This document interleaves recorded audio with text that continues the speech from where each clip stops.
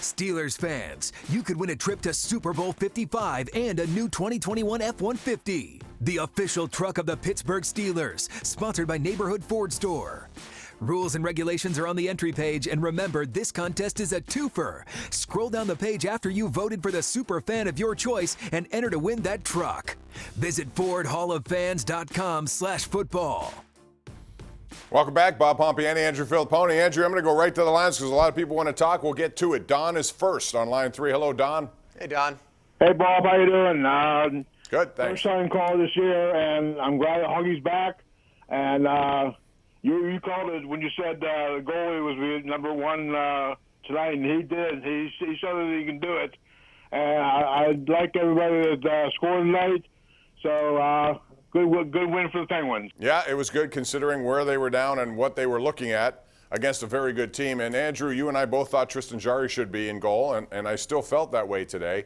Now the next game is Friday against the Rangers. They have 2 games against the Rangers. I think both of those guys should work in those games. At some point, Tristan Jarry has to get back in goal, but is it on Friday?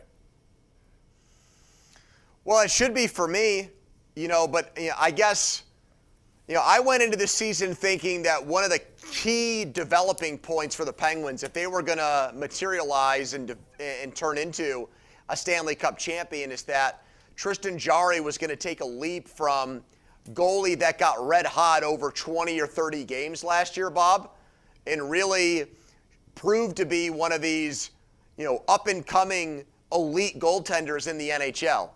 And so when I kind of picture what the Penguins need to do to be a Stanley Cup champion, that's what I think about. I don't believe that Casey DeSmith is going to be the guy in net that backstops the Penguins to a Stanley Cup win and wins important games. When are the playoffs this year? I don't even know. May? June? I mean, are we going to Memorial Day with the playoffs, Bob? End in July, yeah. Right. So when I dream about the Penguins winning another Stanley Cup, it's hard for me to fathom Casey DeSmith in there. So getting Tristan Jarry to a place where he can be your number one guy is really important. And I think the longer you wait and put that off, you run a risk with that. And so that's why I would have put him back out there. It would have been symbolically, if he started tonight, you would have been letting everybody in that dressing room know that Tristan Jarry is still your number one goaltender. And, right now I think there's questions over who's the guy they really believe in. No, I don't. I think he is number one. I think Tristan Jarry was paid to be number one. He will be fine. Well, no, I think Sullivan has shown you this last year, though. There were times when Matt Murray, that's why Jarry got his opportunity. Mike Sullivan's going to go with what he thinks is good, and if the guy keeps winning, he may keep riding it. But I think he also knows in this, Casey DeSmith knows his role here. He's not one of these guys who's going to cause a commotion. He knows what he is. Tristan Jarry will be in at some point this week, whether it's Friday or Sunday, but he will be back in. Let's go back to the lines. We got Pete in Squirrel Hill. What's up, Pete? How are you? Hey, guys. How are you tonight? Bob, a comment, if I may, and a question for Andrew. The comment, watching a hockey game tonight, I'm convinced the only reason the Capitals won the Cup, Bob, a couple of years ago was the guy behind the bench. He sold to them, you have to play for one another to win in that league. Now they're back to be themselves. Look at the game tonight. Okay, the stupid play of 3-1 dominating. They go on a power play, the Penguins. Lars Eller skating to the bench and slashes a guy, puts him on a 2-man advantage. Then what Oshie does, they're selfish, they'll never win. Yep, you're right. Yeah, but the thing I'll say about that is that Barry Trotz, I really liked him as their head coach, and I didn't understand why they couldn't come up with money for him. They end up getting Todd Reardon, and he ends up not doing the job, so he's here.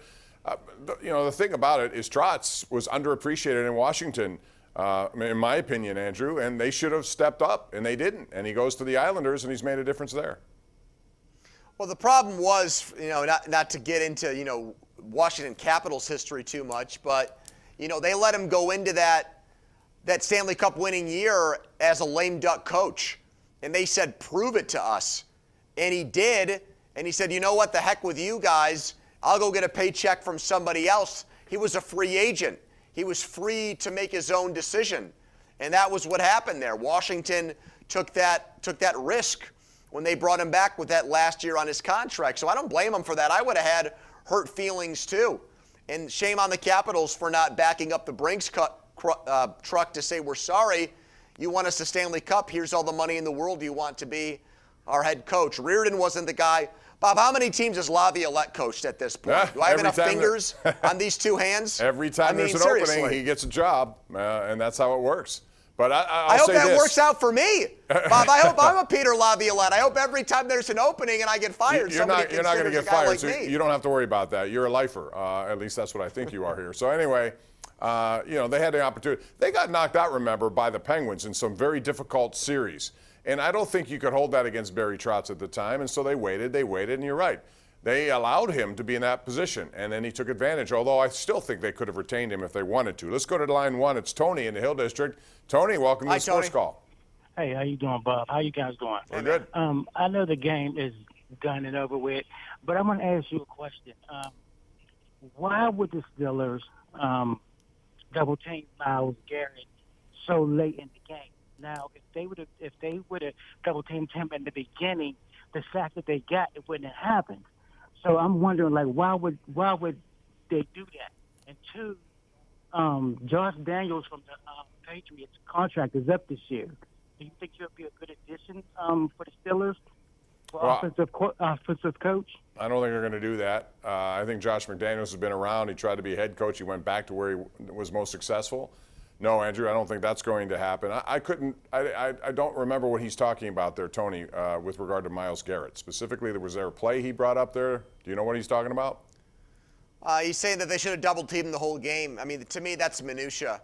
I mean, when you dig yourself a 28-0 hole, to get into the weeds and to second guess things like that, you're missing the big picture. And the big picture for the Steelers right now, Bob, is that their Super Bowl window is closed. And it's not all their fault. I mean, they had no way of projecting that the year they pushed money, down the road to 2021 was going to be the year that the salary cap collapsed down to $175 million because of a global pandemic. I mean, it's horrible timing for them.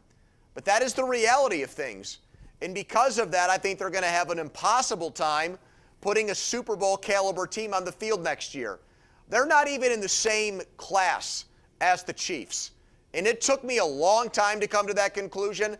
I was kidding myself and tricking myself into thinking around Thanksgiving that they could contend, but I was wrong. Well, you never know how things are going to pan out. You're right. The pandemic hurt. The fact that you had 2 injuries to 2 of your starting defensive players, both stars and Bush and Dupree, really hurt. We're due for a break because we're over time right now. We're going to first go to our Tri-State Office Finisher Tweet of the Night, and this comes to us from Penguins PR. Sidney Crosby overtime tally moves him into a tie with Ilya Kovalchuk for third on the NHL's all-time overtime goal list, 17 of those. Boy, he made a great play. He knew the shot was coming and went to clean it up, and he got the garbage rebound. It's not garbage. It's beautiful when it's a game-winning goal. We'll take a break. Back with more of your calls right here live on Pittsburgh CW.